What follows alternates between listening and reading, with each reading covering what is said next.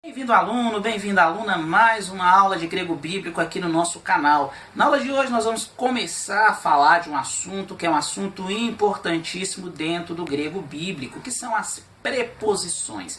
Você sabe o que são as preposições? No português nós estamos acostumados com várias preposições.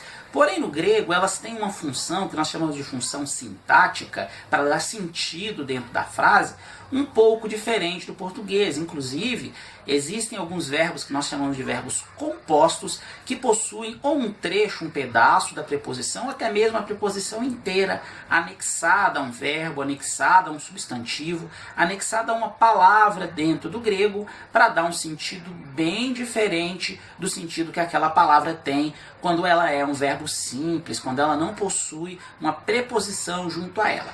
Já de início, acompanhe esse quadro que vai aparecer aí para vocês, que em cima desse quadro nós vamos direcionar toda a nossa aula de hoje. Para falar de preposições, aparece para vocês aí essa imagem, esse quadro, né, na verdade. É um quadro que ele é bem importante, ele é bem didático para a gente entender e até guardar algumas coisas sobre preposição. Primeiro, quando a gente fala sobre preposição, é bem simples a gente entender qual a função da preposição, que é auxiliar o substantivo e, além disso, expressar sua função e sempre vai ajudar no caso dentro da língua grega. Você vai observar que algumas preposições são específicas de um determinado caso e outras preposições são específicas de outros casos.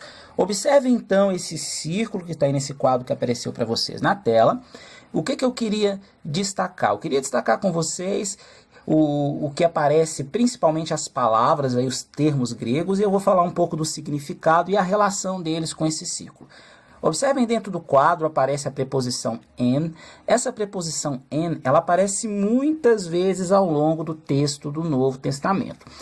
E nós temos que tomar um cuidado, porque o significado principal dela é dentro de algo. Por isso que ela está dentro desse círculo, que é para exemplificar isso, como se fosse uma localização ou um significado espacial de cada uma dessas preposições, ela está dentro desse círculo. Então significa em, mas muitas vezes vai significar no também, quando vier o em acompanhado do ômicron como artigo. Então, em o, somando-se, nós vamos ter no. Observem a preposição que tem uma setinha logo acima do círculo, que é a preposição aná, que o significado mais comum vai ser para cima, acima, ou também pode ser traduzido como sobre. Muitas preposições, elas vão ser traduzidas com o mesmo significado. Por isso que às vezes vocês vão ver o uso de aná para sobre, muitas vezes vocês vão ver o uso de ripé é essa que está próxima aí de aná.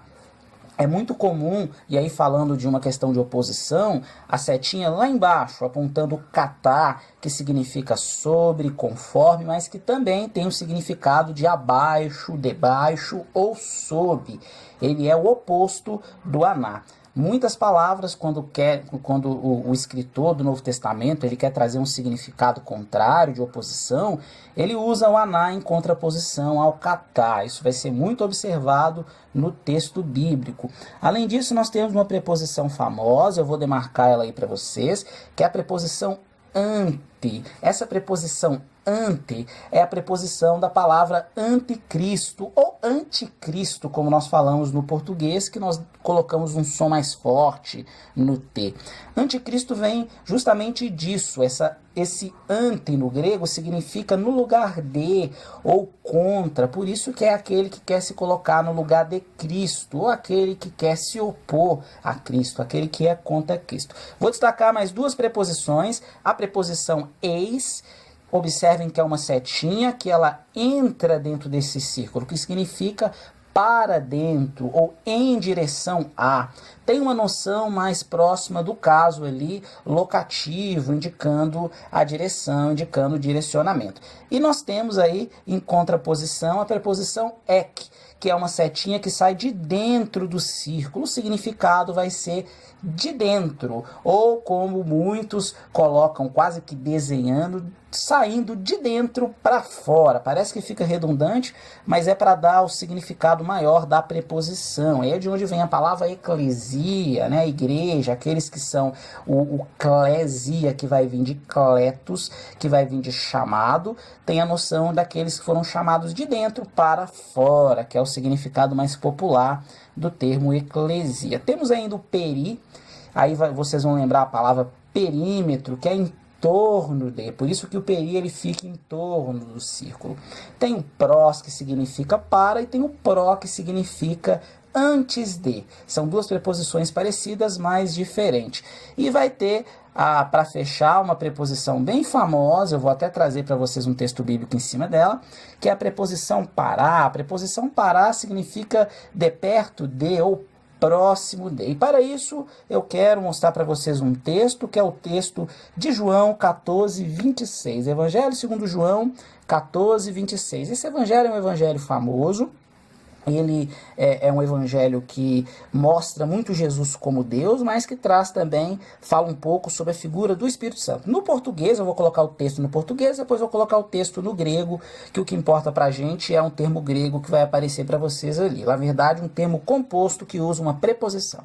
Em português está escrito: mas aquele Consolador, o Espírito Santo, que o Pai enviará em meu nome, esse vos ensinará todas as coisas e vos fará lembrar de tudo quanto vos tenho dito. O que é importante para nós no texto grego, que vai aparecer para vocês aí agora todo o texto, mas eu vou destacar apenas um trecho dele, é o início, que está escrito assim: Rodé Parácletos. Rodé Parácletos é aquele Consolador, ou o Consolador. O Rodé ali é uma noção de mas, e o Parácletos, Consolador. Mas o Consolador, mas aquele Consolador. Observem a palavra Parácletos. Pará é a preposição que nós acabamos de ver lá próximo daquele círculo, que tem o significado de proximidade, de sair de perto de, ou de estar próximo de.